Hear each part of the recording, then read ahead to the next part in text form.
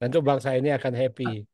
Eh, ya. Ini teman-teman, ini sih sekitar sesi eh, tiga ya. Sesi pertama, kesimpulan kita, modul ajar itu bukan hal yang utama ya, tetapi yang paling penting Bapak Ibu semua membuat perencanaan pembelajaran yang sesuai dengan kebutuhan murid. Itu kesimpulan sawah yang pertama ya.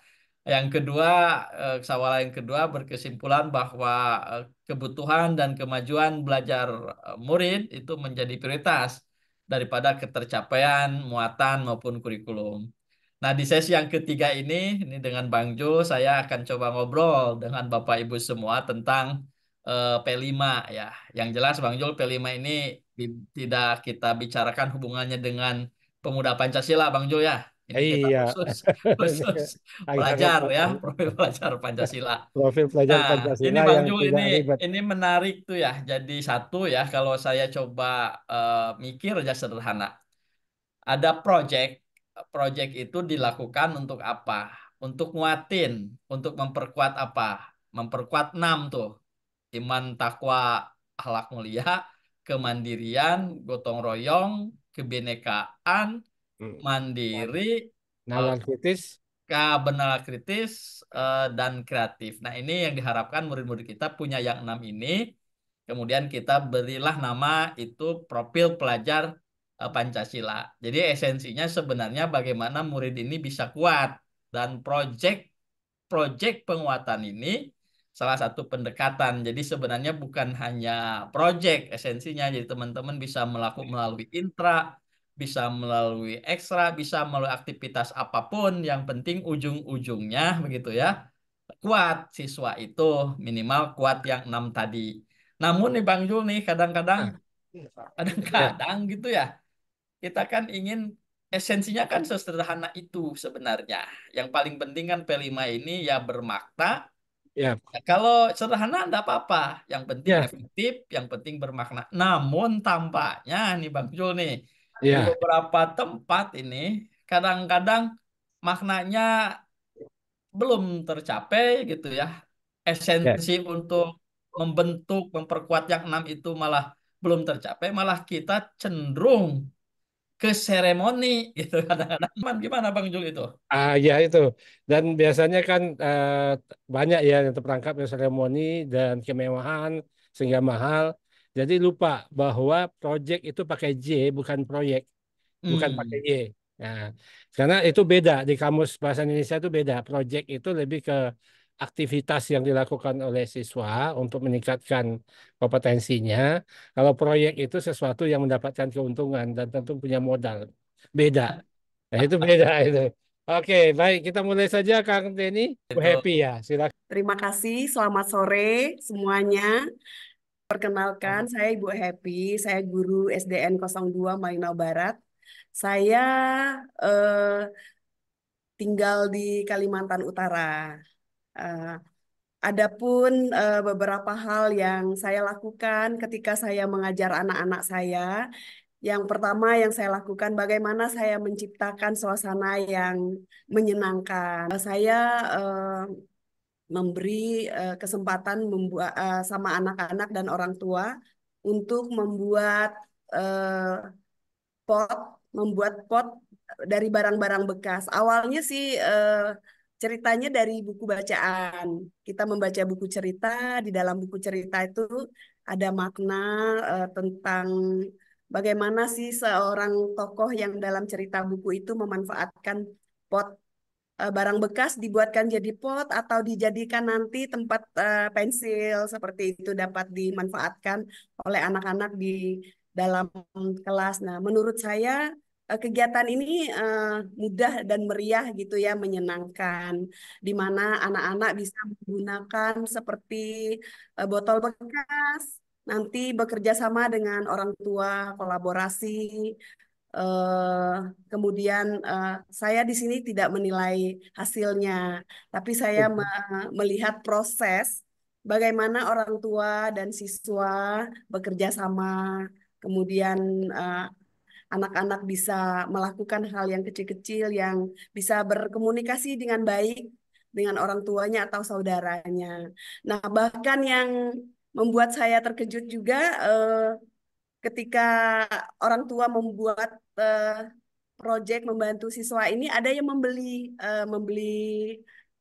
pot gitu. Nah, ternyata anak itu bisa bilang, "Oh, Pak, ibu guru tidak minta pot yang dibeli jadi, tapi ibu guru itu meminta eh, barang bekas yang dirapiin, digunting, lalu divariasikan di apa ya, banyak variasi dibuat. Ada yang mengambil botol itu, botol aqua barang bekas itu ditempelin dengan kertas bekas, atau dilukisin mereka, digambarin mereka dengan gambar yang lucu-lucu. Kemudian ada juga orang tua yang membantu anak itu dari botol bekas itu ditempelin kacang hijau. Jadi ada proses mereka bekerja sama di sana. Proses mereka bekerja sama dengan orang tua. Nah, ketika saya memberi kesempatan itu dilakukan dalam 1 minggu seperti itu ya. Kita saling berkomunikasi dengan orang tua maupun siswa. Bagaimana proses kegiatan yang kita rencanakan buat. Nah, nanti kita akan bawanya di minggu berikutnya. Nah, setelah anak mengumpulkan barang-barang itu, saya kaget, cantik-cantik, bervariasi barang yang mereka buat. Bahkan ada yang membuat pot barang bekas itu sudah diisi dengan tanaman. Ada tanaman diisi. Lalu saya nanya, ini kenapa diisi ini dengan tanaman, dengan tanah? Kata siswa saya, ini tanah subur. Dari mana kamu tahu tanah subur? Kalau tanah subur itu menurut mamaku warnanya hitam kayak gitu. Jadi anak mendapat informasi ya dari hasil diskusi dengan orang tuanya seperti itu. Nah, setelah kami ngumpul barang-barang kerajinan yang sudah dibawa sama anak-anak tersebut, kami akan berdiskusi dan saya memberi kesempatan kepada anak-anak untuk menceritakan pengalaman belajarnya, pengalaman dia membuat proyek itu bersama dengan orang tuanya. Bagaimana sih prosesnya membuat ini? Eh, Tujuannya supaya anak itu berani tampil, berani bisa berkomunikasi, berdiri di depan teman-temannya, menjelaskan, oh ya ini saya bikinnya, yang mengguntingnya adalah mama saya. Lalu saya menggambarnya, kemudian saya menempelnya. Nah, terus macam-macam punya pengalaman belajar yang sangat menarik dan ya saya ketawa juga dan anak-anak juga lucu-lucu Pak, karena mereka kelas ketika mungkin kita berdiskusi, mungkin diskusinya santai aja kita duduk di tikar, kita duduk melingkar, lalu kasih kesempatan satu persatu menjelaskan apa yang mereka pengalaman belajar mereka membuat ini ya. Itu ceritanya. Kemudian tentang surat cinta. Pak Jul pernah ke sekolah saya, ke kelas saya ya Pak. Ya Bu. Iya. Iya. Iya. Saya banyak surat-surat dikasih anak-anak sama saya. Awalnya saya tidak ngerti, banyak sih kertas-kertas kecil-kecil, kertas kayak bekas-bekas gitu ditaruh di meja saya. Saya nggak tahu kalau isi itu adalah surat-surat buat saya. Lalu saya ambil, lalu saya buang. Besok-besoknya saya lihat kok ketika jam istirahat, saya masuk kembali, saya lihat di papan tulis kok ada nama saya, ada lop-lopnya, ditulis-tulis anak, macam-macam lah tulisannya, ada gambar-gambar gitu. Lalu saya tanya, siapa yang nulis ini? Ada yang bilang kakak kelas, kemudian ada anak-anak di dalam kelas saya juga. Lama-lama kertas yang ditaruh di meja saya buka satu persatu. Ternyata itu kertas buat saya, tapi gambar-gambar mereka menggambarkan saya di sana. Macam-macam lah. Ada yang bilang saya baik, cantik, macam-macam yang dibuat anak seperti itu buat saya. Itu cerita Ya. dari saya ya, pengalaman belajar Oke. saya. Tadi saya udah tangkap tuh Bang Jo ya dengan sederhana Ya. memanfaatkan apa yang ada, dapat tuh Ya. beberapa profil tuh, ada kreatif gitu ya, ada Ya, gotong royong gitu ya, ada Komunikasi kemandirian ya. luar biasa dengan Ya. sederhana. Lalu Ibu dapat kreatif. surat cinta. Bu Ah. Happy, nih ketika Bu Happy melakukan hal kreatif itu, Bu Happy dapat surat cinta nggak dari pengawas? Oh, Tapi nanti Bu Happy Dapat dijawabnya. nanti nanti Nanti kita dijawabnya. tunggu Jadi pengawas. Nanti Pak Yuldadi, mungkin kita ke Pak Kapus dulu ya. ya Ke silakan ya. Bang Jogi ya, Bang Jo Selamat ya. datang nih Pak Kapus kita. Mungkin terima kasih penjelasannya tadi Bu Happy terkait dengan ini ya, saat ini eh, dalam rangka implementasi kurikulum mereka pada saat kita pengembangan yang kita tuangkan di dalam peraturan menteri itu ada 3 prinsip. Nah, prinsip yang pertama memang akhirnya kita muat yang nomor 1 pada saat kita pengembangan ya, karena kalau kemarin kan fleksibilitas dalam perencanaan pembelajaran, di dalam penyusunan di dalam mata pelajaran, lalu fokus materi esensial. Nah, sebenarnya yang kita tuangkan dalam regulasi itu yang paling pertama adalah pengembangan karakter, yaitu pengembangan eh, kompetensi spiritual, moral, sosial, dan emosional peserta didik, baik dengan pengalokasian waktu khusus maupun secara terintegrasi dengan proses belajar. Jadi fokus yang ingin kita bangun itu adalah pengembangan karakter. Nah, pertama, apakah karakter itu tidak dibangun di sebelumnya? Tentu jawabannya tidak. Di kurikulum 2006, kurikulum 13 sudah menguatkan karakter. Nah, apa pembaharuannya yang dilakukan di dalam kurikulum mereka?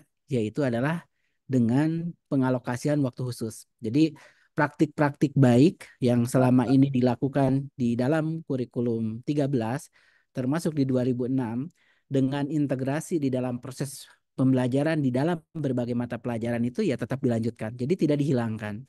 Jadi praktik baik yang sudah selama ini yang dilakukan, kalau gurunya sudah mampu setelah belajar matematika, misalkan belajar dia terkait dengan urutan bilangan, akhirnya diajarkan dia paham terkait dengan kedisiplinan dan lain-lain, yaitu praktik baik silahkan tetap dilanjutkan. Namun di dalam kurikulum mereka itu kita lebih ke menekankan ada waktu khusus, waktu secara khusus untuk penguatan karakter ini. Nah, waktu secara khusus inilah yang kemudian kita lakukan dalam bentuk proyek penguatan profil pelajar Pancasila. Jadi proyek penguatan profil pelajar Pancasila ini memang sejak awal dirancang untuk pengembangan karakter yang kemudian diberikan nama proyek penguatan profil pelajar Pancasila. Nah, sekarang ke definisinya dulu. Jadi prinsipnya berangkat dari pengembangan karakter. Nah, ini ya karena ingin sedikit meluruskan jangan sampai nanti praktiknya melenceng dari prinsipnya. Prinsipnya adalah pengembangan karakter.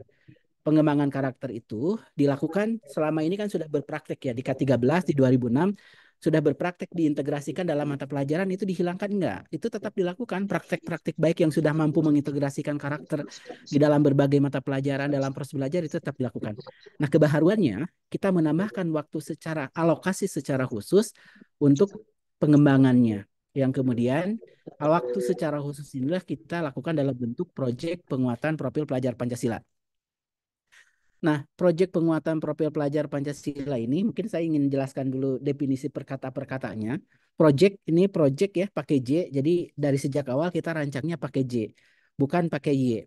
Dan proyek ini sudah kita masukkan definisinya di dalam KBBI Kemdikbud. Di mana proyek ini kita definisikan adalah kegiatan belajar yang direncanakan, dilaksanakan, dan dilaporkan. Jadi supaya ini bukan dimaknai sesuatu yang menghasilkan produk gitu ya, sesuatu yang menghasilkan produk dan lain-lain. Karena kalau terminologi proyek pakai Y kan seringkali dimaknai ada sesuatu menghasilkan sesuatu. Nah, ini bukan. Bahwa proyek ini adalah memang suatu kegiatan belajar yang direncanakan, dilaksanakan. Lalu kalimat keduanya penguatan. Penguatan di sini ada 2 makna. Satu, penguatan apa yang sudah dilakukan di dalam intra. Jadi di dalam intra itu kan sudah dilakukan. Karakter itu sudah dibangun dalam proses belajar. Makna penguatan kedua bahwa dalam kegiatan proyek ini utamanya ini untuk memperkuat. Apa yang diperkuat? Profil pelajar Pancasila. Nah, profil pelajar Pancasila ini kan isinya apa? Isinya karakter. Jadi dimensi dari iman takwanya, akhlak mulianya, gotong royongnya, nalar kritisnya, kreatifnya, karakter ini.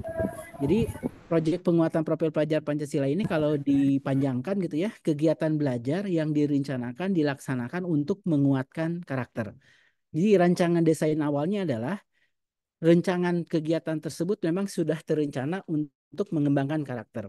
Nah, ini untuk menjawab juga beberapa miskonsepsi yang terjadi. P5 lebih banyak yang melakukannya ke karya, bukti karya, atau menghasilkan karya, panen karya, atau seremonial, festival dan lain-lain. Nah, itu yang mungkin miskonsepsi yang ingin kami luruskan. Itu bukan fokus utamanya. Fokus utamanya adalah bagaimana meningkatkan karakter melalui kegiatan khusus yang dirancang, yang sudah didesain sedemikian rupa untuk mengembangkan karakter. Nah, maka Ibu Bapak, ini yang perlu ditangkapnya dahulu. Karena kalau niatnya kita gitu ya, kalau niatnya kita untuk menguatkan, menghasilkan produk, menghasilkan panen karya, nggak usah dibuat P5, nggak usah susah-susah buat P5. Sudah cukup saja P5, prakarya ditambahin jamnya, sudah selesai. Mungkin lebih bagus kalau niatnya hanya menghasilkan produk, menghasilkan karya. Mungkin lebih bagus kalau fokus utamanya menghasilkan produk atau karya, cukup lewat P5. Nah, karena kita niatnya bukan untuk menghasilkan produk, panen karya, festival, dan lain-lain, tapi niatnya untuk mengembangkan karakter, maka didesainlah sedemikian rupa dalam bentuk project dalam rangka penguatan karakter ini. Ada fasilitator dan lain-lainnya. Nah, itu yang mungkin titip pesan dulu pertama ya. Jangan sampai dimaknai project itu menghasilkan karya. Jadi project ini bukan proyek ya. Walaupun satu huruf, tapi maknanya berbeda jauh. Ibu Bapak bisa dicek dalam KBBI Kemdikbud, definisi proyek dengan project itu berbeda jauh definisinya. Nah, proyek ini adalah kegiatan belajar yang direncanakan, jadi jangan sampai nanti ada persepsi bahwa harus menghasilkan karya, harus melakukan panen karya, dan lain-lain. Jadi proyek ini intinya bagaimana kegiatan-kegiatan yang dirancang dapat menguatkan karakter. Jadi indikasi keberhasilannya itu sejauh mana karakter anak meningkat. Kalau sebelumnya mungkin akhlak terhadap temannya belum baik menjadi baik, kalau sebelumnya nalar kritisnya belum baik menjadi baik, kalau sebelumnya kerjasamanya dengan temannya belum bagus, sekarang menjadi bagus. Nah, indikasinya di situ. Jadi produk atau nggak ada produk itu nggak masalah, itu hanya sarana saja, nggak ada produk pun nggak masalah. Nah, oleh karena itu berdasarkan hal ini kami jelaskan di dalam panduannya mungkin poin-poinnya, di mana proyek penguatan profil pelajar Pancasila ini didesain untuk pembelajaran kolaboratif disiplin ilmu dalam rangka mengamati, mengeksplorasi, merumuskan solusi terhadap isu atau permasalahan nyata yang relevan. Jadi ini sebagai sarana kolaboratif untuk menyelesaikan isu-isu yang relevan dan didesain dirancang terpisah dari intrakurikuler dan berfokus melihat proses, yaitu pengalaman peserta didik menjalani proses pengamatan, pengambilan data, pengolahan, eksekusi, evaluasi, dan refleksi. Jadi fokus utama yang ingin kita bangun dilihatnya dalam proses.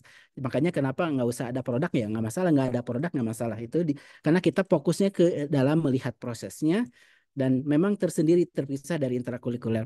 Lalu yang ketiga adalah mendekatkan pembelajaran dengan kehidupan nyata. Oleh karena itu pelaksanaannya kita dorong kontekstual dengan memperhatikan ketersediaan sumber daya peserta didik. Nah, ini yang perlu menjadi catatan-catatan juga ya.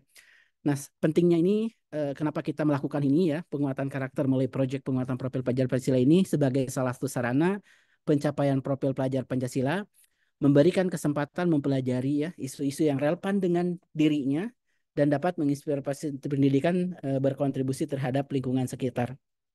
Nah, itulah yang kemudian kami memang secara umum didesainnya. Dibuatlah perencanaan dan lain-lain ya. Yang intinya yang ingin kami tekankan di sini tujuan satu P5 ini kan di dalam kurikulum mereka adalah kokurikuler. Jadi bedakan dengan intrakurikuler. Jadi terpisah dengan intrakurikuler.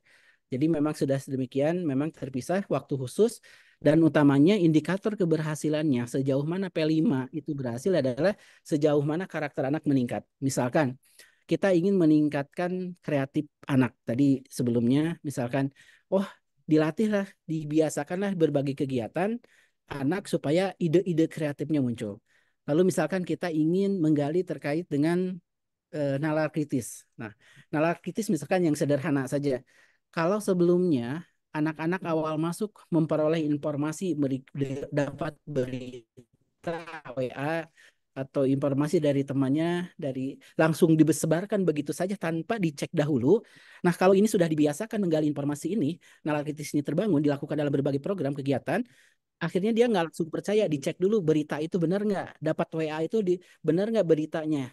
Dicek dulu karena salah satu ciri dari kemampuan bernalar kritis itu akan digali nih bahwa oh ternyata informasinya nggak tepat sehingga ini justru kami luruskan bukan langsung disebarkan kepada temannya karena saat ini cukup mengkhawatirkan juga. Kalau misalkan kita ingin membangun kebinekaannya yang sebelumnya karena berbeda agama, berbeda budaya, dengan temannya nggak mau tegur sapa karena hanya beda agama, beda budaya, dia suku Jawa, saya suku Sunda, dia agama Islam, saya bukan, misalkan. Lalu dia tidak mau hidup rukun, nah dengan proyek ini dibiasakan, nah secara terencana, akhirnya dengan berbagai proses yang dilakukan, terbangun karakternya. Akhirnya dia dengan temannya bisa menghargai karena dia sudah saling mengenal dan lain-lainnya. Nah, nilai-nilai inilah yang dibangun. Kalau sebelumnya ketemu temannya, ketemu guru, menghindar, ketemu temannya, dan tegur sapa. Kalau sekarang menjadi sopan terhadap orang tuanya, awalnya yang asal nemu sampah, biasanya langsung buang, ikut nambahin sampah, buang sampah, ada temu pohon langsung dirusak. Kalau sekarang akhlak terhadap temannya, akhlak terhadap lingkungannya menjadi baik. Nah, inilah yang ingin kita bangun, karakter-karakter ini. Jadi iman, takwa, akhlaknya, nalar kritisnya, kreatifnya, itu utamanya. Nah, indikasi keberhasilan pelaksanaan P5 itu di sini. Sehingga apakah ada produk atau tidak itu nggak jadi masalah. Jadi nggak ada produk ya nggak masalah. Karena utamanya kita bukan untuk menghasilkan produk. Tujuan P5 itu adalah sarana pengembangan karakter supaya didesain, terancang untuk terbiasa anak membangun karakter ini. Itu mungkin pengantar tambahannya terkait dengan proyek penguatan profil pelajar Pancasila ini. Sehingga dari namanya pun sebenarnya ingin mencerminkan. Sehingga kita menyusunlah nama gitu. Proyek penguatan profil pelajar Pancasila ini, proyek adalah kegiatan belajar yang direncanakan dilaksanakan, penguatan jelas ya untuk memperkuat profil pelajar Pancasila itu karakter. Jadi kegiatan yang direncanakan dilaksanakan untuk menguatkan karakter. Tujuannya diturunkan dari karakter tadi 6 dimensi, prosesnya di dalam rangka menguatkan karakter, jadi tujuannya agar anak gotong royong. Maka langkah-langkah yang disusun yang dipikirkan adalah bagaimana membangun anak gotong royong. Dan asesmennya gimana? Asesmen yang akan dilaporkan pun nanti apakah gotong royongnya sudah berkembang atau belum. Sehingga yang asesmennya pun kita bukan ke produk dan project. Nah itu yang paling pentingnya. Bahwa fokus kita adalah ke pengembangan karakter. Indikasi keberhasilannya sejauh mana mengembangkan karakter. Jadi apakah ada produk dilarang? Tentu tidak dilarang. Tapi tolong dipastikan bahwa langkah-langkah yang disusun sedemikian rupa karakternya terbangun. Jadi produk nggak ada produk nggak masalah. Apalagi harus ada pameran dan lain-lain itu nggak penting untuk dilakukan gitu ya. Makanya di dalam panduan terbaru contoh-contoh itu ya karena ada prakteknya gitu seolah-olah festival panen karya itu seolah-olah wajib karena ada contoh sebelumnya. Nah, kami contoh-contoh dalam panduan terbaru itu kami hapus gitu supaya tidak dianggap itu suatu kegiatan wajib. Karena fokus utamanya adalah bagaimana pengembangan karakter. Jadi pembaharuan dalam kurikulum Merdeka itu bukan menghilangkan praktik baik di kurikulum 13, justru melanjutkan. Di dalam kurikulum ke-13 sudah dilakukan bahwa untuk pengembangan karakter itu bisa diintegrasikan di dalam berbagai mata pelajaran dalam proses belajar. Itu silahkan tetap dilanjutkan. Di dalam kurikulum mereka untuk lebih menguatkan pengembangan karakter, ada alokasi khusus dalam bentuk proyek penguatan profil pelajar Pancasila ini ya. Sesuai namanya kegiatan belajar yang direncanakan dilaksanakan untuk menguatkan karakter. Jadi yang perlu dipikirkan dirancangkan sekarang adalah karakter apa yang ingin dibangun, proses apa yang perlu dibangun untuk menguatkan karakter, dan bagaimana hasil dari karakter yang ingin kita bangun. Itu yang paling penting dan dalam proyek penguatan profil pelajar Pancasila ini. Itu mungkin dari saya tambahannya, Kang Denny. Mohon terima kasih. Assalamualaikum warahmatullahi wabarakatuh. Salam. Luar Salam. biasa nih, Bang Jul ya. Ini, Ya, ini simple aja kata Kang simple. Yogi itu. Jadi yang paling Betul. penting ke karakternya. Iya, Yang paling penting yang dicek itu progres iya. karakternya itu, yang terutama yang 6 itu. Kalau Unsur dapat produk produknya. ya syukur, tapi yang Iya. utamanya itu yang tadi jangan sampai produk jadi yang utama, pameran yang jadi utama, Ah, tetapi tadi peningkatan penguatan yang 6 profilnya itu tidak tercapai. Oke, makasih Kang Yogi jelas. Saya mau lanjut Bang Jul tadi karena saya sudah menyentuh pengawas ini Pak Yuldadi. ya. Ada Pak Yuldadi di sini. Ya, Silakan. siap. Nah gini, Silakan Pak Yul. kalau Pak Masih, Pak. Yuldadi Nah, ketemu, anggap aja Bu Happy itu gurunya Pak Yuldadi lah. Akan Pak Yuldadi beri apa tuh Bu Happy itu?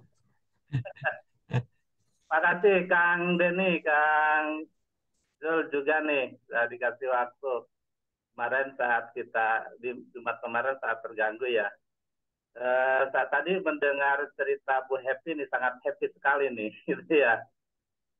Apa yang tadi Pak Yogi sampaikan sudah mulai kena tuh yang disampaikan juga oleh praktik baik Bu Happy gitu ya. Ternyata ada surat cintanya, nah, udah mulai tumbuh dari apa yang sampaikan dari Kang Yogi tadi gitu. Nah, kalau saya nih ke Bu Happy ini sudah luar biasa ya, terkait dengan praktik baiknya. Tadi kata Kang Denny, ini pengawasnya nih, itu ya. Artinya sudah mulai kena Kang Denny. Ya. Nah, terkait dengan implementasi tadi yang diceritakan oleh Kang Yogi, eh, saya sudah mulai nih sebenarnya ya di kegiatan pendampingan terhadap para dewan guru. Saya izin share screen boleh nggak? Boleh Pak Yuldadi, tapi waktu kita 2 atau 3 menit ya. Silakan. Oke, 3 menit. Ini Kang Denny nih, saya punya sekolah bina ada 18 jumlah guru, 198 nih. Awalnya gini, guru-guru ini merasa cemas nih terkait dengan implementasi kurikulum. Apalagi mereka di Lebak ini Kang Denny hanya sudah mulai menerapkan kurikulum Merdeka itu dari kelas 1 sampai kelas 6. Artinya Dinas Pendidikan Kabupaten Lebak membuat edaran bahwa dari sejumlah 775 sekolah itu tingkat SD dan tambah SMP sudah mulai menerapkan kurikulum Merdeka. Kenyataannya ya. Kenyataannya nih mulai tahun ini walaupun mereka oleh Bapak Ibu pengawas yang hebat-hebat ini sudah dianjurkan bahkan dipantau terus di dalam PMM, sepertinya belum kena nih Kang Denny, termasuk Kang Jul nih ya, karena dirasa menurut saya kurang efektif mempelajari hanya di PMM. Ada yang sudah dapat sertifikat sekian, tapi kenyataannya untuk pelaksanaan kurikulumnya masih belum. Gitu. Ada yang mempelajari hanya di skip-skip saja gitu ya. Tema P5-nya sudah beres, tapi ternyata nontonnya hanya di skip saja gitu. Nah, ketika dipraktek di kegiatannya ternyata mereka masih kebingungan. Maka yang kita lakukan ini di awal tahun nih Kang Denny, kita mulai mengadakan pembimbingan, langsung aja pendampingan di komunitas belajar. Ada BIMLAT terkait kurikulum, bagaimana nyusun perangkat ajar, gitu. Ini bahkan sudah mulai nih berbasis artificial intelligence, artinya melalui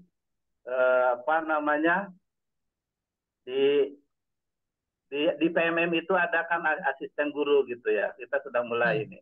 Kemudian ini dipraktikkan di Kombel ya. Ini tadi saya baru terakhir nih di kegiatan pendampingan terkait P5. Ngambil tema saja termasuk dimensi mereka belum. Baru hari ini. Sehingga kita kemarin itu mengambil dari sejumlah sekolah itu mengambil jadwalnya blok. Bulan Desember, September sampai Desember gitu. Itu untuk semester 1 yang penting ada 252 kelas 1 sampai kelas 5 gitu. Nah, ini kita dikembangkan di sini di Kombel. Kemudian mereka sudah mulai nih menerapkan di dalam kelasnya. Nah, inilah hasilnya. Mulai Bapak dan Ibu guru melakukannya gitu. Itu Kang Denny yang kita lakukan ya terkait dengan pelaksanaan bagaimana guru-guru tadi tidak seperti yang sampaikan oleh Bu Happy itu ya. Kita di sini masih baru mulai menerapkan gitu. Itu Kang Zul kan ya. Makanya terima kasih nih Pak Yuliadi ya. Dan forum ini juga termasuk bagian dari itu ya, meluruskan miskonsepsi. Ya, silakan Kang Denny, kita akan dengar lagi cerita yang berikutnya ya. Iya, ini ya jadi kalau Pak Yuldadi dapat guru Bu Happy, ini pasti akan dikasih surat cinta terus sama Pak Yuldadi ya. Gitu maksud saya. Saya juga Terima kasih Pak pikir-pikir Yuldadi. tadi Bang Jul ya. Ini kan Bu Happy Ya, itu di mana ya Bu Happy? Di daerah ya. Anambas ya? Bu Bu Happy di Siti mana? yang dari Anambas. Bu Siti. Bu Happy itu daerah Saya mana Bang dari Jul? Bu Happy dari Malinau, Kalimantan Kalimantan Utara. Utara. Nah ini kalau ditarik kilometer dari Jakarta ini lebih dekat Pak Yuldadi ini. Ah, Ini jadi challenge buat Pak Yuldadi ya. ya. Ini kok Pak Happy kok bisa-bisanya. Padahal Bu beberapa Happy, puluh kali lipat dibandingkan oh, Lebak itu Pak Yuldadi nih ah, Piru. perlu ini, perlu diajak ngobrol nanti. Bu Tapi Happy kenapa sama Pak Yuldadi ya. kenapa lebih paham guru di pojok utara sana ya? Nah, nanti kan kita dengar lagi dari Anambas yang di kepulauan yang jauh dari Jakarta juga ya. Ini Jawa Barat, Pak Edi juga banyak yang keliru katanya ini. Jadi banyak fokusnya ke produk gitu, ke ini. Aduh, berarti jarak dengan ibu kota Ya tidak ini padahal menentukan ini dong. yang dekat-dekat Jakarta ini Bang Jul ini. Iya, ternyata yang jauh lebih Ini challenge lebih bagi kita. efektif. Hmm. Ya, ya. Oke. Ya, jadi ini kita selesaikan dulu nih yang dari SD ya. Tadi Bu Happy udah bagus ya. Pak Yuldadi juga saya pikir sudah mengharapkan lah guru-gurunya mendekati praktik-praktiknya Bu Happy. Mudah-mudahan sukses ya Pak Yuldadi. Ini kita masuk ke Kepsek yang SD Al-Azhar ya. Pak Slamet. Assalamualaikum Pak Slamet. Waalaikumsalam warahmatullahi wabarakatuh Pak Denny. Ya, Nah, ini Pak Slamet nih udah mendengar tuh dari Bu Guru Happy, dari Ya, pengawas Pak Yuldadi ini kira-kira di Cilacap di Al-Azhar ada ya, nggak tuh gimana? guru-guru seperti Bu Happy tuh, atau yang kedua pengawas-pengawas seperti Pak Yuldadi itu yang dirindukan oleh guru-gurunya gitu. Jadi kehadiran Pak Yuldadi itu sangat dirindukan tuh Pak Slamet, diharapkan sekali tuh. Gimana di ya, Al-Azhar terkait dengan ya. P5 Pak Slamet? Silakan. Terima kasih Pak Denny, Pak Zul, Pak Yudadi, Bu Happy semuanya. Terima kasih atas waktunya. Kita berbagi, kita sharing saja. Dan saya juga ini suatu kehormatan buat saya Pak Denny bisa belajar bersama di sini sungguh luar biasa. Saya juga kaget ketika diminta untuk ya ketemu dengan orang-orang yang luar biasa. Saya termasuk banyak belajar di sini. Dan insya Allah banyak hal yang insya Allah kita berikan kepada teman-teman. Dan untuk kaitannya dengan eh, apa konsep P5, kalau di Kemendikbud itu P5 ya, Pak Didi ya. Kalau kita di Al-Azhar itu ada istilah P3MA. Kalau P3MA ini, kalau di kan profil pelajar Pancasila, kalau di Al-Azhar kita kolaborasikan dengan profil murid Al-Azhar. Kemudian di Cilacap sendiri kita buat konsep adanya prime kurikulum dengan adanya project. Dan ini memang kita menyesuaikan dengan fase yang ada. Dan harapan dari kami seperti Ibu Happy, Pak Yulia, memang sesuatu yang kita harapkan seperti itu. Maka untuk Cilacap di sini khususnya Al-Azhar, memang kita coba buat dengan beberapa menyesuaikan dengan eh, diferensiasi atau fase-fase yang ada. Misalnya contoh Pak Dini yang sudah dilakukan di Al-Azhar, misal ini, contoh kelas satu. Kelas satu ini kan tahapannya kan peralihan dari TK menuju kelas satu. Contoh yang sangat sederhana adalah ketika anak, kalau zaman dulu kita yang namanya ubi jalar, orang paham. Tapi anak kelas satu yang namanya ubi jalar, kalau orang Jawa bilang muntul, itu kan nggak tahu seperti apa sih bentuknya. Nah, di sini juga kita kenalkan tentang satu, bagaimana sumber daya alam manusia yang luar biasa. Kalau ubi jalar ini, seperti apa sih anak kelas satu bentuknya kayak apa, jenisnya kayak apa, tahunya ya kalau makanan zaman sekarang itu kan luar biasa. Dan ini di kelas satu sudah kita, di antara salah satunya adalah tentang pengenalan tentang konsep tentang ubi jalar alias mudul.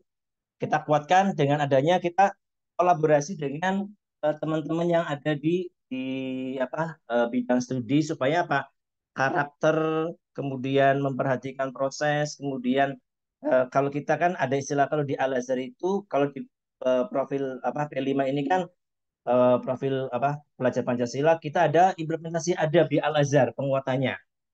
Kemudian kita di sana ada peran guru sebagai fasilitator.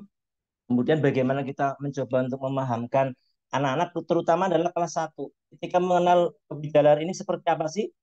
Bagaimana peran orang tua, jadi sama dengan Bu Happy tadi, orang tua juga ada yang belum tahu yang namanya ubi jalar alias muntul.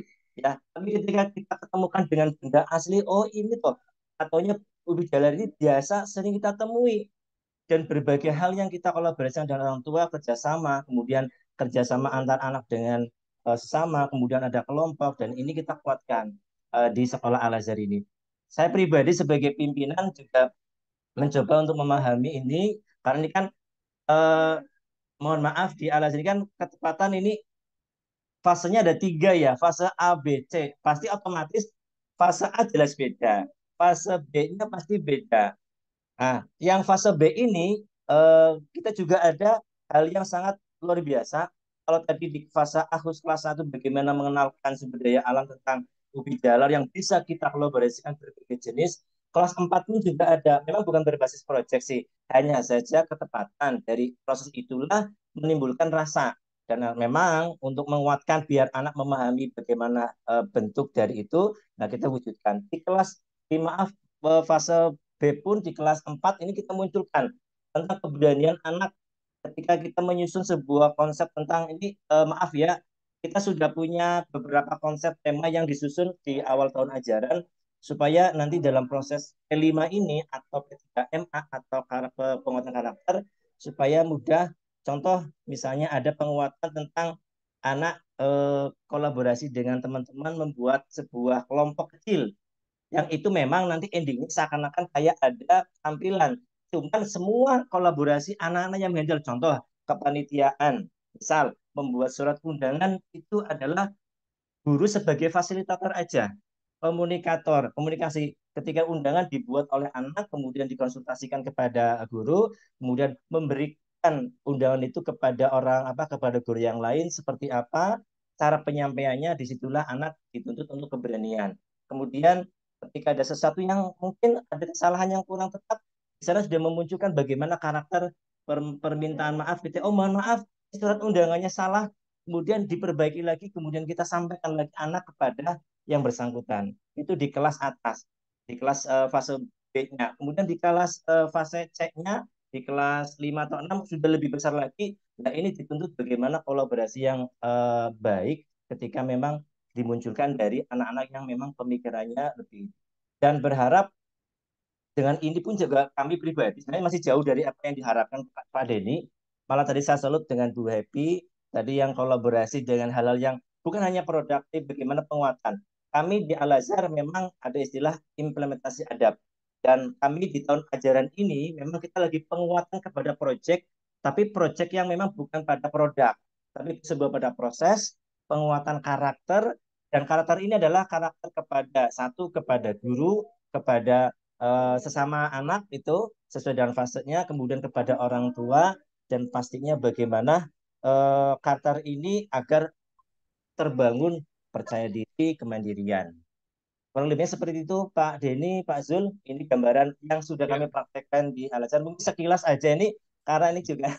apa Ah, saya baru ini jadi ah. oke. Al-Azhar itu terkenal dengan konsep kurikulum berbasis adabnya, Kang. Jadi kita Bang Jul, halo. eh, ya, Ya, baik. Eh,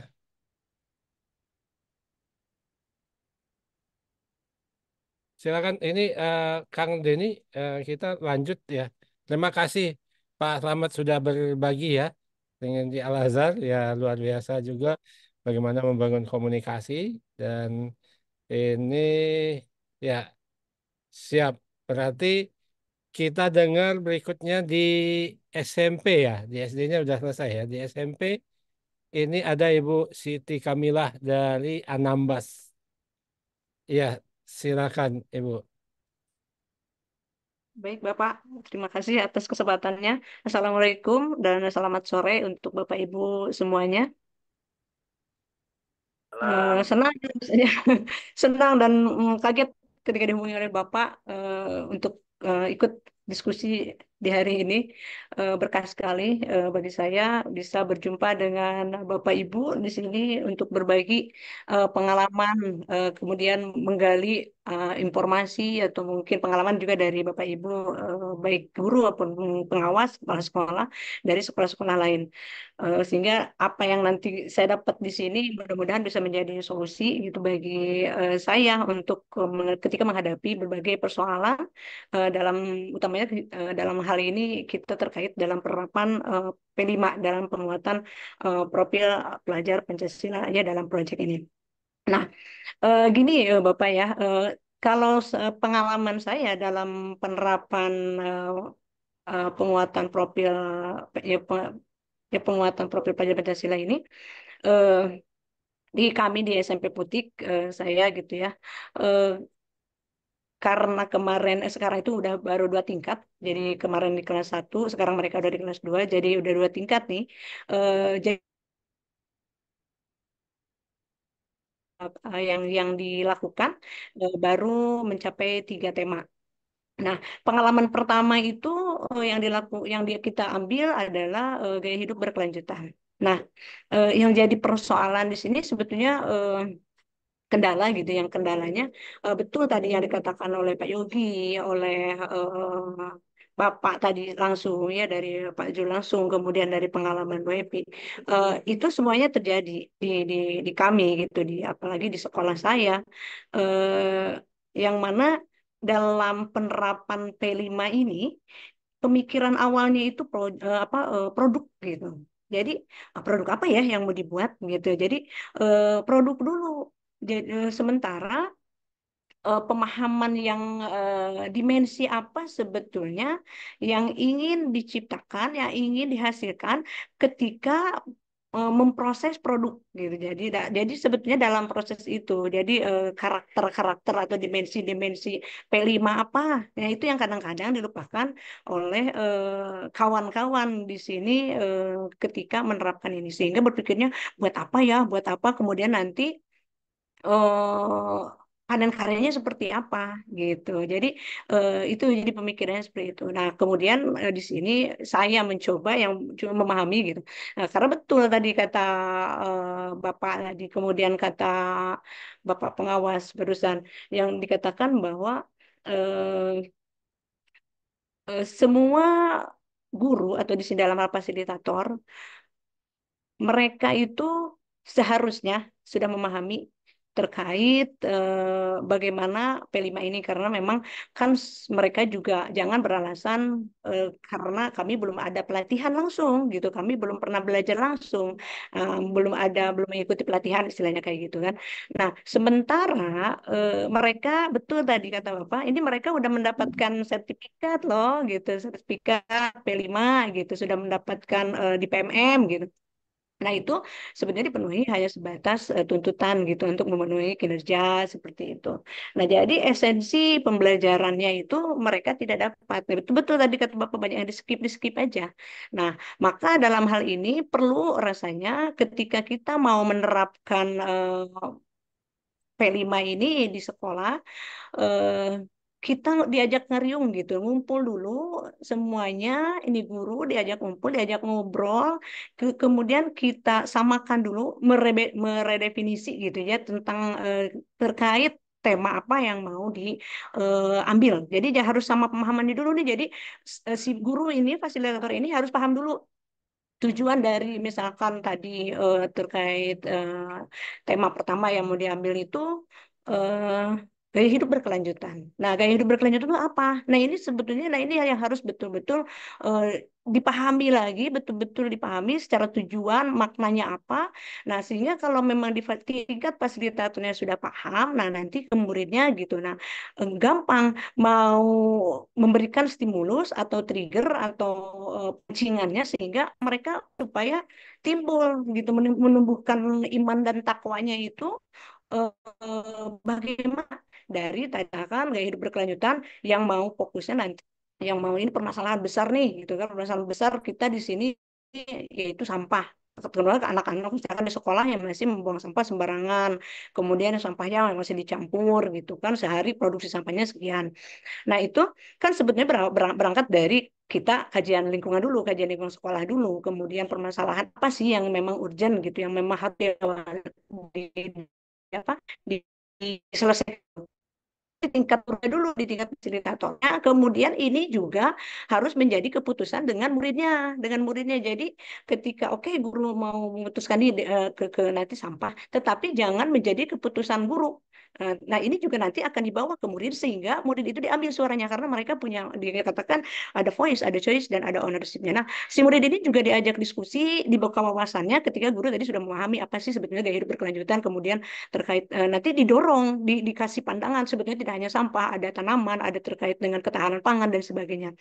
Nah, tetapi guru ini sebetulnya sudah nyeting supaya anak tuh berpikir kritis, akhirnya mereka tergiring untuk berpikir ini permasalahan sampah dulu Bu, gitu yang mau kita selesaikan. Nah, itu sebenarnya dari anak akhirnya. Tapi sebenarnya udah disetting dari kita, sehingga dari trigger-trigger kita yang berikan. Akhirnya anak di bawah pemantauan, pengamatan gitu awal, apa dulu nih kira-kira. Sehingga anak nanti muncul ide, Bu, sampah dulu. Nah, itu mereka sudah menyampaikan suaranya. Nah, dari situ ayo diskusi lagi. Nah, dari situ kenapa harus sampah gitu? Kenapa ini nama baru tadi? Sebetulnya kalau bicara penerapan gaya hidup berkelanjutan, kalau dengan saya gitu, saya di sini karena saya di sekolah itu sebenarnya sudah menerapkan eh, PBLHS ya, jadi program Adiwiyata kalau kalau dulu mah ya, sekarang kalau sudah PBLHS, jadi sudah menerapkan itu dari mulai 2015 di sekolah saya pertama itu di SMP 1 Palmata. Dan alhamdulillah sekarang sudah di posisi adiwiyata nasional dan sekarang pindah di sekolah yang baru dan saya juga menerapkan.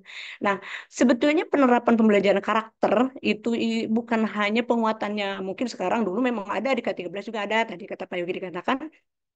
Nah, penguatan karakter di sini kalau sebelum ada kurikulum merdeka, karena kurikulum merdeka itu sebenarnya udah pendekatannya itu bagaimana pembelajaran itu harus kalau ikut lagi masuk lagi ke filosofinya KHD itu harus mengikuti apa sih tuntutan zaman gitu, maunya zaman dan keadaannya zaman dan tentu harus menjawab kebutuhan-kebutuhan zaman gitu. Jadi seperti itu, kepada kodratnya saat ini apa.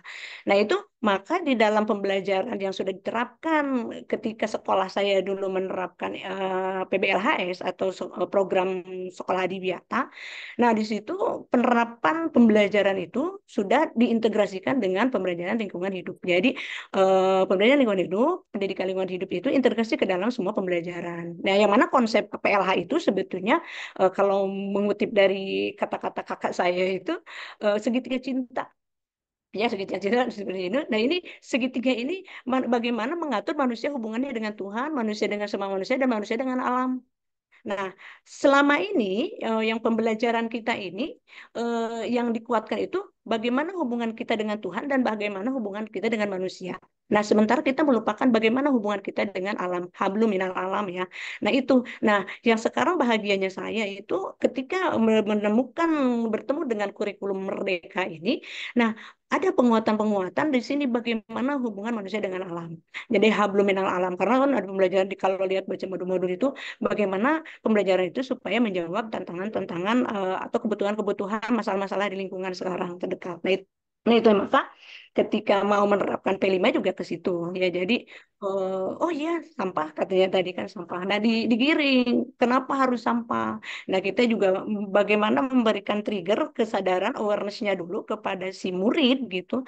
Eh, Kenapa? Karena ini eh, kebersihan itu sebagai daripada iman. Kita ketika beribadah itu semua agama itu harusnya dalam kondisi bersih, tempatnya bersih dan itu semuanya dipanci. Maka itu di situ memunculkan bagaimana eh, dimensi profil Pancasila iman dan takwanya. Kemudian berpikir kritisnya tadi ketika sampahnya begini, jadi apa yang mau kita lakukan? Nah, kan pengamatan nih anak-anak pengamatan. Yuk kalau gitu sampah yuk kita amati yang ada di dalam sekolah ini. Kemudian ayo kita ke lingkungan desa kita dibawa anak jalan gitu. Nah, sampai ke tempat pembuangan sampah. Bagaimana sampahnya dikelola tidak. Akhirnya mereka itu berpikir mau diapakan ya kira-kira gitu. Oke, kalau udah sudah melihat sekarang kita kembali lagi ke yang sekolah saja dulu yang kecil. Mau diapakan? Nah, mereka berpikir, Bu, kan sampah bisa diolah. Nah, baru ke situ mereka baru mulai berpikir di situ kreativitasnya. Nah, kan seperti itu. Oh iya, Bu, bagaimana kalau ini sampah itu bisa di recycle katanya gitu kan atau bisa ditekan dulu. Nah, itu jadi mulai kritisnya muncul. Kemudian nah itu jadi tergantung bagaimana kita itu memberikan trigger, memberikan pancingan kepada murid itu supaya dimensi-dimensi itu muncul dari kesadaran dirinya gitu.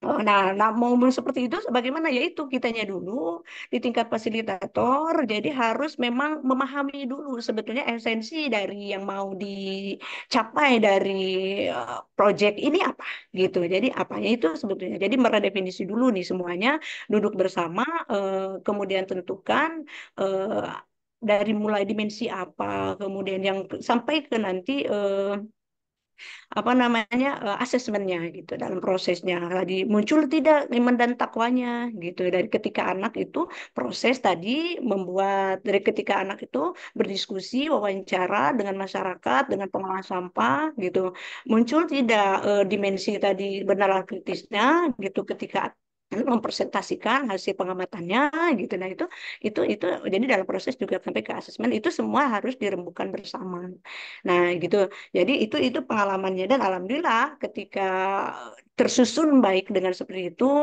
ya eh, karakter itu mulai muncul apa outputnya.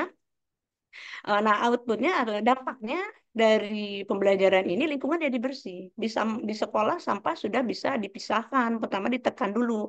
Anak-anak sudah sekarang kalau belanja ke kantin itu membawa tempat makan minum sendiri. Dan itu kesadaran. Dan itu perlu pengawasan terus tentunya. Gitu. Dari kita. Karakter itu tidak bisa dibiarkan. Dan itu memang harus terus diingatkan setiap hari. Karena kalau misalkan saat itu saja, itu mentah lagi gitu. Jadi kitanya juga tidak hanya di dalam proyek P5, jadi di dalam pembelajaran tadi intranya, di dalam ekstranya juga harus sama-sama gitu seperti ini.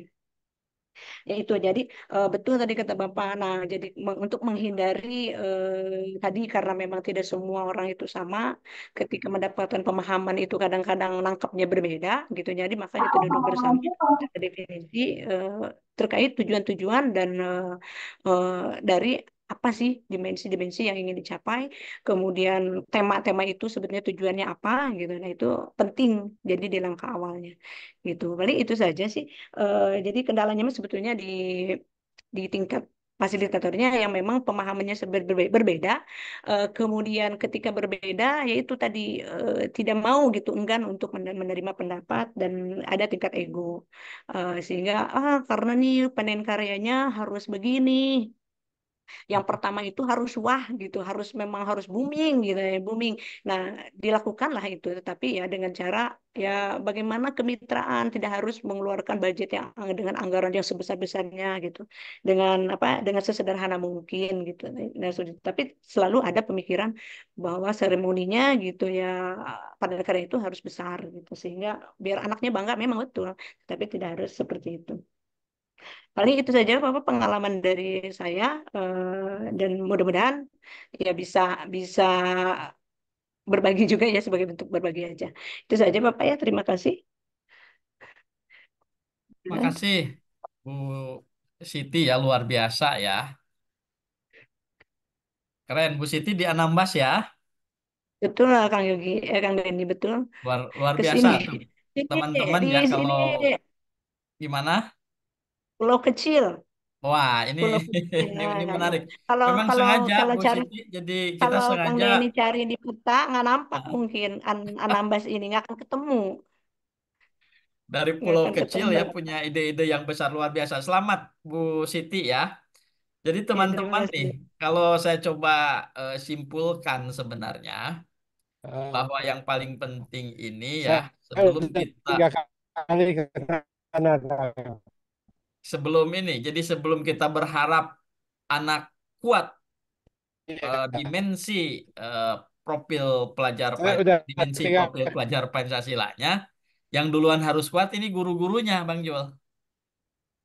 Jadi kata kuncinya Betul. itu tuh, guru-gurunya itu gimana guru menjadi model orang paling kreatif, guru menjadi model orang paling berpikir kritis, guru menjadi model orang paling hebat berkolaborasi, guru menjadi model imannya bagus, takwanya bagus, alaknya bagus, menjadi model kebinekaan. Sebenarnya itu penting ya. Jadi kalau yang saya simpulkan sementara. Jadi balik memang Bapak Ibu ya kita dulu yang harus menjadi guru Pancasila lah dalam tanda petik ya. Makasih Bu Siti. Betul. Bang Jul Sama-sama Kang ini Denny. gimana Bang Jul? Kita lanjut ke Bang Taman dulu ini dari NTB ya.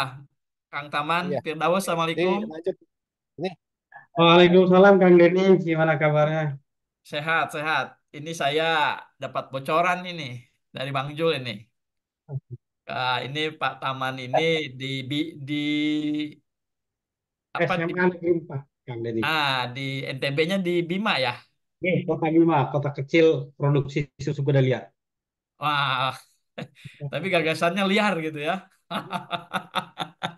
Nah, lihat dalam tanda petik ini gimana tuh Pak Taman ya berbagi ke guru-guru nih yang P5 itu ayo kita bikin fokus ke meaning gitu ya. Oke. Fokus ke prinsip begitu, fokus ke pergerakan penguatan 6 profilnya begitu daripada fokus wah meriah gitu ya. Gimana Pak Tama ya silakan 3 menit mungkin lah Pak Tama ya 3 atau 5 menit silakan. Terima kasih Kang Denny. Saya menyapa juga Pak Fatur dari Kaltim ya. Kemudian Pak Jul, terima kasih kesempatan diberikan. Saya melihat begini, saya ini termasuk orang yang mengalami perjalanan kurikulum Merdeka ini dari fase awal ya sampai eh, sudah masuk pada 3 tahun ini, termasuk bertumbuh bersama bagaimana merancang, melaksanakan, dan evaluasi P5 di tingkat satuan pendidikan. Khususnya di sekolah kami yang merupakan salah satu dari 3 sekolah penggerak yang ada di Kota Bima, Kang Denny. Jadi benar-benar saya merasakan proses transformasi bagaimana menjadikan P5 itu sebagai proses untuk menguatkan karakter. Lalu kemudian tema itu menjadi kendaraan kita untuk mencapai tujuan yang termaktub dalam dimensi, elemen, dan subelemen dari P5. Pertanyaan kan begini, eh, bagaimana sih kita memulai P5 di satuan pendidikan yang memiliki pada awal itu kan memiliki pemahaman yang sangat variatif bagaimana menginterpretasikan P5 di awal ya. Ada yang berorientasi produk, kemudian sebagian tetap kekeh pada proses. Tapi sebagai guru kemudian saya menyadari esensi P5 itu kan sendiri kan adalah sebagai jalan untuk menguatkan karakter yang sudah ada yang terkait dengan dimensi-dimensi yang ada di profil belajar konten. Itu dulu. Kemudian yang kedua, untuk merancang P5 yang baik itu kan kita tadi udah disinggung rekan kita dari Anambas ya. Kita perlu menyiapkan ekosistem satuan pendidikan khusus yang berkaitan dengan bagaimana semangat kolaborasi. Kemudian yang kedua, bagaimana memerdekakan gurunya dulu, Kang Denny. Kita tidak bisa bermimpi untuk memerdekakan siswa dalam belajar, sementara gurunya belum merdeka dalam merancang. Ya. Sehingga ini dulu esensinya. Jadi kami membangun ekosistem bagaimana guru, tim kami, tim P5 itu merdeka dalam merancang kegiatan P5 yang berpusat pada murid, kemudian mendorong aktivitas eksplorasi, kontekstual, dan balistik. Nah, ini kan selaras dengan prinsip-prinsip P5. Apa yang kami lakukan di SMA Negeri 4 Kota Bima? Yang pertama tentu kami memperkuat dulu kapasitas tim P5. Memahamkan tim P5 itu bahwa sebetulnya esensi P5 itu adalah menguatkan karakter, perjalanan proses yang harus kita utamakan. Soal kemudian di ujung nanti ada produk, itu soal lain. Lalu kemudian soal nanti di ujung itu ada uh, ada gelar karya dan seterusnya itu soal lain. Yang penting kita selesaikan dulu bahwa selama proses ini terjadi penguatan karakter yang ditandai dengan meningkatnya indikator-indikator karakter yang telah kita tentukan dalam rubric assessment. Itu yang pertama. Yang kedua, uh, melibatkan masyarakat sebagai mitra. Ini ini tadi prinsip kolaborasi tadi. Melibatkan masyarakat sebagai mitra ini kami lakukan pertama itu di proses, kemudian nanti pada saat memberikan apresiasi kepada murid-murid kami untuk menyampaikan gagasan-gagasannya yang berkembang selama perjalanan proses itu, sehingga nanti pada akhirnya ketika masyarakat tertarik untuk mengembangkan lebih lanjut gagasan itu, baik yang berkaitan isu-isu lingkungan, rekayasa teknologi, gaya hidup berkelanjutan, maupun isu-isu lain yang terkait dengan tema, eh, akan berdampak dan bermakna bagi murid itu sendiri. Itu yang kedua. Yang ketiga, eh, penguatan kapasitas tim itu juga terkait dengan bagaimana merancang aktivitas P5 itu yang sederhana dan berdampak. Ini kan berkembang nih berbagai macam modul P5 yang dibaca saya itu ribet, sangat ribet sekali. Pada saat guru melihat, oh, ini modul P5 itu ribet sekali ya. Akhirnya kami kemudian mendorong guru, sekarang coba kita merancang modul, eh, kita penuhi unsur-unsurnya. Kita coba lihat tujuan P5 kita ini, kita menguatkan dimensi yang mana. Kemudian yang kedua, ketika kita menguatkan dimensi ini, aktivitas-aktivitas seperti apa yang perlu kita lakukan agar dimensi ini menguat di dalam proses. Yang kedua. Kemudian yang ketiga, bagaimana cara kita menilai ketercapaian dimensi atau menguatkan karakter yang sesuai dengan dimensi yang dipilih itu. Nah, tiga hal ini menjadi fokus dari tim itu, kapasitas tim yang kita kuatkan. Sehingga nanti pada saat tim itu merancang modul P5, baik itu dia memodifikasi atau membuat sendiri, targetnya tercapai.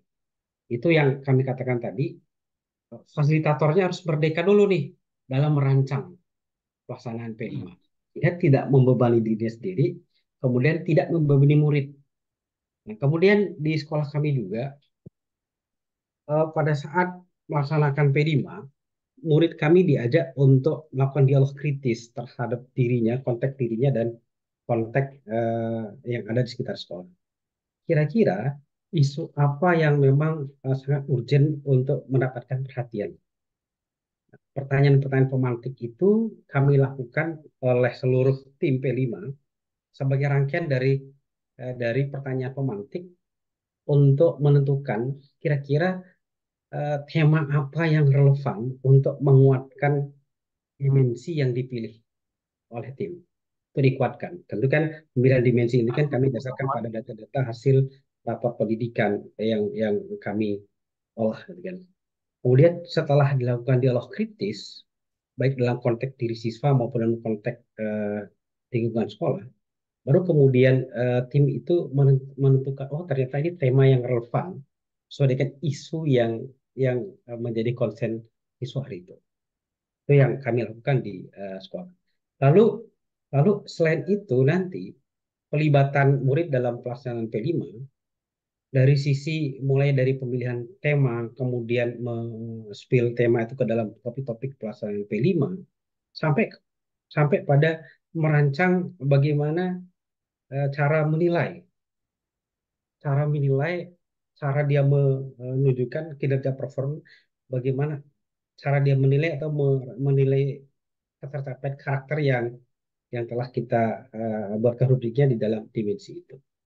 Nah, yang terakhir ini, kami tidak lagi berorientasi pada gelar karya yang wah, tidak. Tetapi kami lakukan secara sederhana di masing-masing kelas, Kang Denny. Jadi tiap kelas nanti di akhir pelaksanaan P5 itu melaksanakan 2 kegiatan pokok. Pertama, berbagi ide gagasan yang berkaitan dengan topik dan tema yang dipilih, yang di P5-kan. Kemudian yang kedua, apresiasi orang tua terhadap perjalanan proses yang dilakukan oleh murid selama P5. Jadi 2 hal itu menjadi substansi daripada gelar karya yang kami lakukan. Bagaimana dengan produk? Jika memang topik itu tidak berorientasi, tidak menghasilkan produk, nggak masalah. Jadi dia akan menceritakan perjalanannya. Perjalanannya mulai dari tahap dia mengenali, tahap eksplorasi, tahap aksi, sampai kemudian kegiatan-kegiatan refleksi yang dilakukan. Dan itu yang disampaikan di hadapan orang tua. Kemudian orang tua memberikan umpan balik dan apresiasi. Jika memang kemudian dalam proses itu kemudian menghasilkan produk, nanti orang tua tidak diarahkan untuk berfokus pada produk, tetap berfokus pada gagasan yang di-share oleh si murid. Cuman produk itu ditampilkan di dalam kelas sebagai pajangan dari karyanya si murid. Berbeda jauh dengan apa yang pernah kami lakukan sekitar 2 atau 3 tahun yang lalu ya. Kanjun pernah ke tempat kami di sekolah lama. Dan memang itu bukan soal miskonsepsi pada itu, tapi ini cara kami untuk membangun semangat bersama bagaimana bahwa ini kurikulum kita ini kurikulum yang memberikan kesempatan kepada semua orang untuk dapat mengembangkan dirinya, kemudian berkontribusi, berkolaborasi dan seterusnya. Itu di awal-awal kami laksanakan P5. Jadi betul-betul wah. Tapi perjalanan pada akhirnya kemudian kami menyadari, oh ini esensi P5 itu bukan soal gelar karya yang wah, tapi bagaimana kita menciptakan iklim peserta didik kita mendapatkan apresiasi dari perjalanan proses mengelola karakter. Itu sih yang sekarang kami lakukan, Kang Denny. Demikian saya kira. Mohon maaf. Wassalamualaikum warahmatullahi wabarakatuh. Waalaikumsalam. Keren ini. Ternyata apa yang disampaikan Bang Jul ini memang ya seperti itulah Pak Tam. Akhirnya berpikiran liar itu bisa melakukan terobosan. Yang penting guru diberi kemerdekaan, keleluasaan begitu dalam banyak hal. Dan fokus sebenarnya kepada kemajuan dan perjalanan dari 6 dimensi itu ya. Kalau kemudian produknya bagus itu bonus lah. Kurang lebih begitu. Kurang lebih Demikian. begitu ya. Luar biasa. Jadi Bapak Ibu tuh kita punya kesimpulan produk itu bonus lah mestinya ya. Ya, Ketika prosesnya kita jalani dengan baik, kita fokus ke kemajuan 6 dimensinya dengan baik, asesmennya pas begitu, maka nanti produk dan lain-lain itu bonus gitu ya. Mungkin bahasa sederhananya. Ini ke Pak Cece, pengawas SMA. Assalamualaikum. Ya, Wassalamualaikum. Sehat-sehat, Pak. Sehat. Ini Waalaikumsalam, sehat Pak Cece. Ya, ada yang Oke. menggelitik dari Pak Cece, Kalau Bang Jul tuh. Karena gurunya nggak baca ya, katanya. Jadi ya gimana betul, guru Pak. paham Jadi sebenarnya dimensi apa yang gitu ya, disampaikan paham itu tema. sudah Kalau gurunya nggak baca, nah sebagai pengawas, gimana Kang Cece menghadapi fenomena ini dan agar guru balik lagi ke esensi dan prinsip dari P5 ini? Gimana betul. tips-tipsnya setelah Pak Cece melakukan banyak perjalanan itu ke berbagai sekolah dan ketemu dengan varian guru yang luar biasa? Silakan Pak Cece. Suara saya kedengaran nggak, Pak? Kedengaran, kedengaran. kedengaran ya. Kedengaran ya. Ya, Ya, jadi memang Pak, pada dasarnya apa namanya, ada satu hal yang menggelitik ya Pak ya. Kebanyakan kalau saya dulu awal-awal apa namanya mendampingi guru begitu ya, banyak guru itu yang memang tidak paham terkait dengan profil pelajar Pancasila begitu. Dokumen itu tidak dibaca dengan utuh Pak. Misalnya kita kan guru SMA gitu ya, maka kan minimal bacalah gitu terkait elemen subelemen gitu ya, indikator tuh di setiap fase E dan fase F itu seperti apa capaiannya gitu. Kalau perlu ya utuh dibacanya dari fase dari fase pondasi PAUD sampai dengan fase F begitu. Tapi fakta di lapangan ya guru nggak tahu nggak ngeh gitu. Kalau ditanya misalnya, ibu yakin kalau anak kita itu sudah berpikir kritis, minimal anak berpikir kritis itu seperti apa elemennya begitu. Nggak ngeh gitu Pak begitu. Atau misalnya, ibu yakin kalau anak-anak itu selama proyek itu muncul kreativitas. Nah, ibu tahu elemen kreativitas seperti apa begitu. Nah, itu maksud saya Pak. Jadi apa ya? Yang pertama itu memang guru harus paham dulu profil pelajar Pancasila itu seperti apa begitu. Karena memang tidak hanya di P5 saja kan tugas guru itu untuk mengembangkan profil pelajar Pancasila, tetapi di intrakurikuler, ekstrakurikuler dan juga menjadi budaya sekolah begitu. Jadi tipsnya apa begitu Pak? Ya untuk menghadapi itu mau tidak mau guru harus diminta baca dulu begitu ya. Baru nanti untuk sekolah-sekolah pemula yang memang apa namanya sudah disediakan sumber kan dari PMM, kita bisa belajar dari sekolah yang memang sudah bagus melaksanakan proyek P5-nya seperti itu. Lalu terkait dengan tadi dari rekan saya yang sangat luar biasa nih dari Bima begitu ya, beliau sosok teman saya sering ketemu nih ya. Jadi betul Pak, kalaupun misalnya produknya gagal gitu ya, ya nggak apa-apa begitu Pak. Ya kalau produk gagal nggak apa-apa selama proses project itu dinilai perkembangan dari karakternya ya nggak apa-apa. Kan nanti ada evaluasi begitu. Mengapa tuh proyeknya sampai gagal gitu ya? Kan ada pembelajaran, ada refleksi dan evaluasi dalam tahapan proyek itu. Jadi Bapak Ibu tidak harus berorientasi produknya harus selalu berhasil produk gagal pun ya nggak apa-apa gitu. Betul, produk itu hanya sebuah bonus dari proses yang sudah dijalani. Kalau misal produknya bagus, berarti mungkin prosesnya bisa bagus juga. Mungkin ya Pak ya, begitu. Kalau produknya gagal, mungkin ada proses yang tidak dijalankan dengan benar begitu. Jadi memang harus fokus ke perkembangan profil gitu dari yang sedang diamati begitu. Kita fokusnya ke sana. Bagaimana apakah anak itu berkembang atau tidak si profil pelajar Pancasilanya gitu ya, dimensi yang diamatinya seperti apa. Gitu saja Pak, atur nuhun.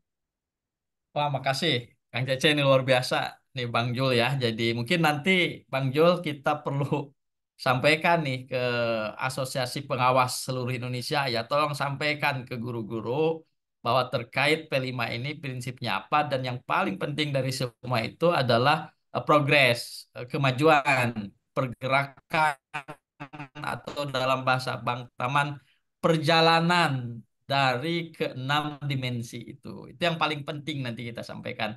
Jangan sampai ada pengawas begitu ya, kepala sekolah yang cenderung menggiring ke fokusnya itu ke seremoninya, bukan ke esensinya. Itu poin dari Kang Cece. Dan yang kedua, Bapak Ibu betul bahwa guru, pengawas, dan kepala sekolah salah itu wajar. Salah itu boleh dalam bahasa saya. Selama kita belajar dari kesalahan, yang tidak boleh itu bohong ya. Jadi guru, pengawas, kepsek wajar salah. Yang tidak boleh itu bohong. Nah, ini ada Bang Fatur nih. Assalamualaikum Bang Fatur.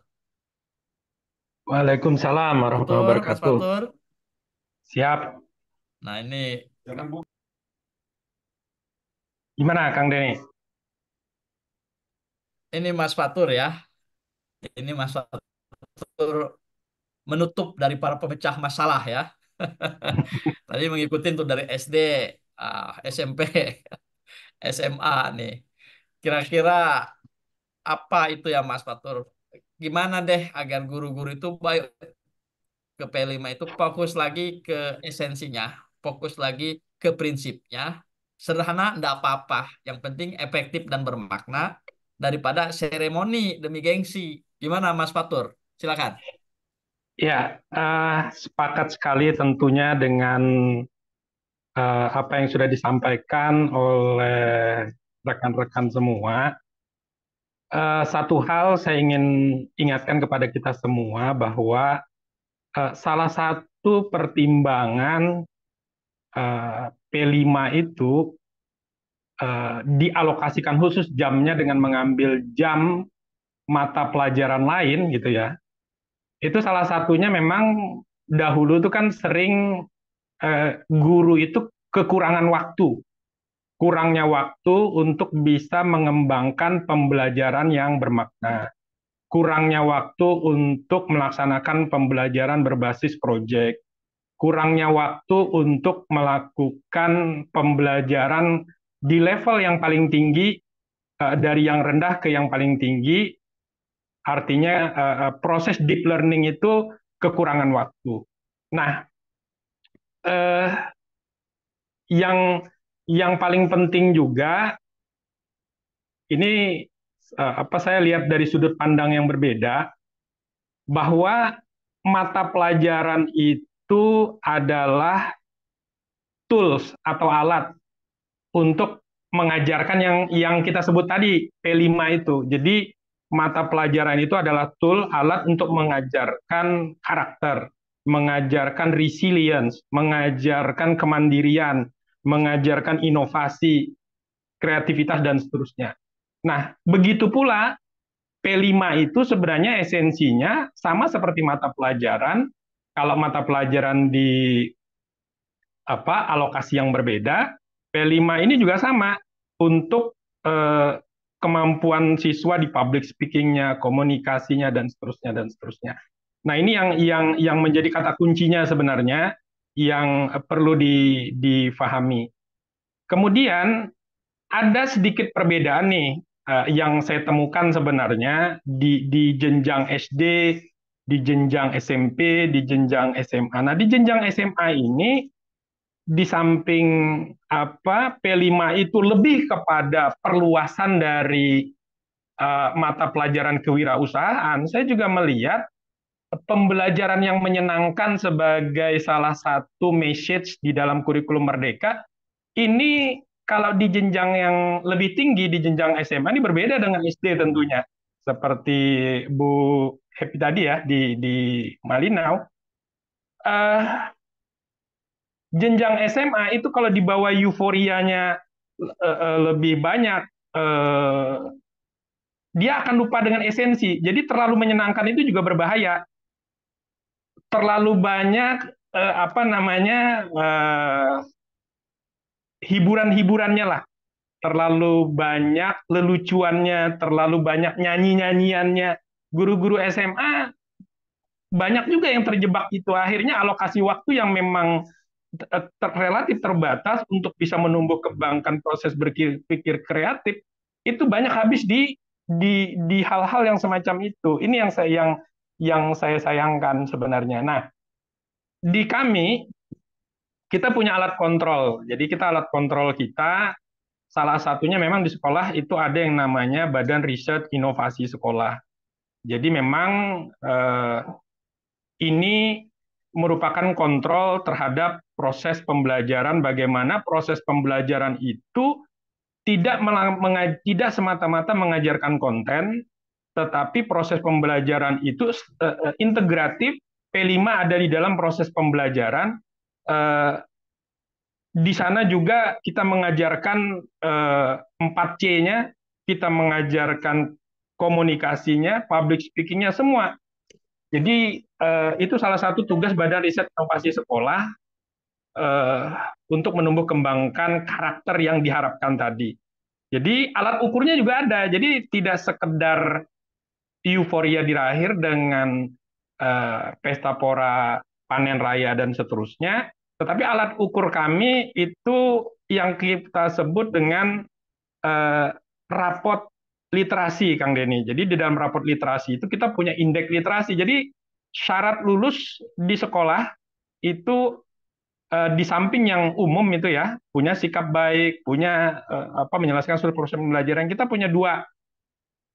Yang pertama itu menyelesaikan tugas akhir. Jadi lulus dari sekolah kami itu wajib ada tugas akhirnya. Kemudian ada yang namanya indeks literasi. Jadi ada indeks literasi dicapai dalam waktu 1 tahun itu untuk syarat kenaikan kelas, 2 tahun itu syarat kenaikan kelas, 3 tahun untuk syarat kelulusan. Disitulah alat ukurnya memang tidak bisa mengukur semua, karena namanya indeks literasi ini kita mengukur sampai di titik kreativitas mereka dalam menghasilkan karya tulis sebagai ujung dari penelitian, ujung dari proyek mereka itu akan menghasilkan karya tulis.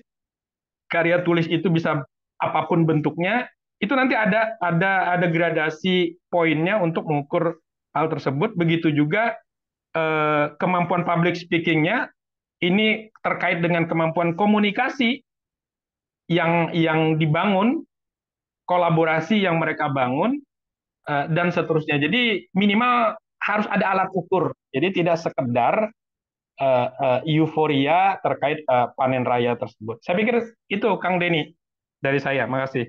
Makasih, Mas Fatur. Oleh karena itulah teman-teman, kita bersawala. Kenapa kita perlu bersawala? Karena pendidikan bermutu tanggung jawab kita. Ini Bang Jul, ini dipersilahkan ini memberikan siraman ruhani pendidikan ya. Iya, Terkait luar P5 biasa. atau Pak ini ada Pak siapa? Pak Ketum, ada Pak Ketum IB? Pak Pak Ketum Jaka ada ada? nggak? Pak Ketum, Pak Jaka? Ya, ya silakan, silakan Pak Ketum. Belum terakhir. makasih. Ya, Assalamualaikum warahmatullahi wabarakatuh. Salam. Saya lagi perjalanan pulang ini di jalan, jadi mendengarkan para praktisi pendidikan ini tadi, rasanya saya kok jadi optimis gitu. Pendidikan di Indonesia ini akan menjadi lebih baik. Kira-kira saya yakin ini Indonesia emas ini akan terwujud gitu. Melihat para para praktisi pendidikan tadi yang ada di Malino, yang ada di Anambas, yang ada di NTT, yang ada di Mataram, dan lain sebagainya nih. Kalau melihat ini, kita dari Indonesia Bermutu, ya saya sebagai koordinator gitu ya, berharap sebetulnya setiap sawala ini kita harapkan ini misalnya Kang Fatur gitu-gitu tuh bawa, kalau bisa itu bawa gengnya gitu, bawa sehingga begitu juga Pak Cece tadi yang dari pengawas SMA itu bawa gengnya supaya di forum Sawala ini itu bukan hanya tokoh-tokohnya saja yang bermutu gitu, tapi satu geng penuh itu bermutu gitu. Misalnya pengawas itu ya di forum pengawas disampaikan, tolong saya mau bicara di Sawala nih, ayo kita hadir, kita menyamakan persepsi, kita mengupdate ini. Begitu juga yang Bu Happy tadi gitu, itu kan pengalaman atau proses pembelajaran yang dilakukan oleh Bu Happy tadi yang luar biasa gitu ya. Nah, kalau kita berharap gengnya Bu Happy ini, kalau itu bisa bisa ber kalau bisa hadir di sini semua gitu ya, sehingga Sawala ini di samping eh, kita berbagi pengalaman juga penyegaran buat banyak pihak gitu, penyegaran buat banyak pihak sehingga proses peningkatan mutu pendidikan dari Indonesia bermutu ini diharapkan perannya itu makin luas, makin melebar ke seluruh Indonesia gitu. Dan ini dengan Jumat sore ini saya kira eh, Jumat keramat gitu ya. Kita hari Jumat ini kita keramatkan untuk ILC pendidikan gitu. Dan eh, nanti kalau misalnya teman-teman guru ini kan kadang-kadang, tapi sekarang sih kan semua sudah tidak terlalu memikirkan sertifikat gitu ya. Tapi kalau ada yang perlu sertifikat, tuh silakan saja hubungi kita, tidak akan menyulitkan membagi sertifikat gitu. Dan untuk itu yang paling penting adalah bukan sekedar sertifikatnya, tapi bagaimana kita selalu mengupdate ilmu kita, bagaimana selalu kita meningkatkan mutu diri kita sehingga kalau diri kita bermutu itu kita akan apa namanya ber, berimbas kepada lingkungan, kita juga akan bermutu. Itu yang ingin kita dorong melalui Sawala ini, supaya Sawala dari Indonesia bermutu itu terus bisa mendorong perubahan mutu pendidikan Indonesia. Dan nanti semua kegiatan Sawala ini rekamannya akan kita share di YouTube dan ada juga di linknya di webnya Indonesia Bermutu gitu. Itu Kang Denny, silahkan Bang Jul dilanjutkan. Ini saya di depan masjid harus berhenti karena azan. Makasih. Assalamualaikum warahmatullahi wabarakatuh.